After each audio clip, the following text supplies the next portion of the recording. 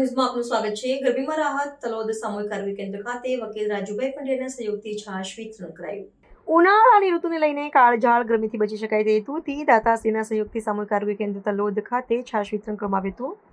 અંદાજિત 500 જેટલા લોકોએ છાશ લઈ ગરમીમાં ઠંડક પ્રાપ્ત કરી હતી। આ છાશ વિતરણના દાતા વકીલ શ્રી રાજુભાઈ પંડ્યા હતા। દાતાશ્રીનો અધિક્ષક ડોક્ટર જતીન પટેલે આભાર વ્યક્ત કર્યો હતો। રિપોર્ટર મિનેશભાઈ વ્યાસ, તલોદ।